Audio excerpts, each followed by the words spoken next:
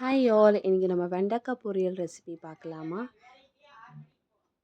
ஒரு வானிலை 2 table spoon oil add பண்ணிக்கலாம்.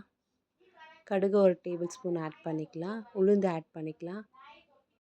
கருவேப்பிலை ஆட் பண்ணிவிட்டு 1 ஆனியன் நல்லா ஆட் பண்ணிக்கலாம். நல்லா வதக்கிக்கலாம் எல்லாம் சேர்த்து.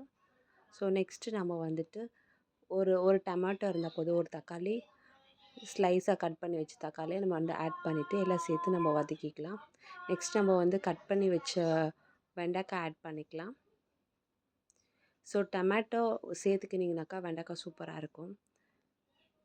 ஸோ வெண்டைக்காய் ஆட் பண்ணிவிட்டு மிளகாய் தூள் 1 டேபிள் ஸ்பூன், மஞ்சத்தூள், சால்ட் 1 டேபிள் ஸ்பூன் ஆட் பண்ணிவிட்டு garam masala 1 table spoon add பண்ணலாம். ஸோ எல்லாமே மிக்ஸ் பண்ணிக்கலாம்.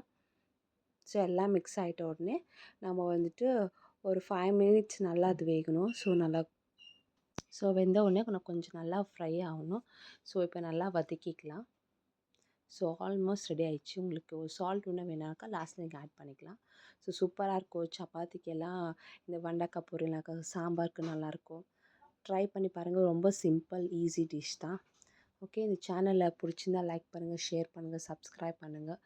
Thank you all. தேங்க்ஸ் ஃபார் வாட்சிங். பாய்.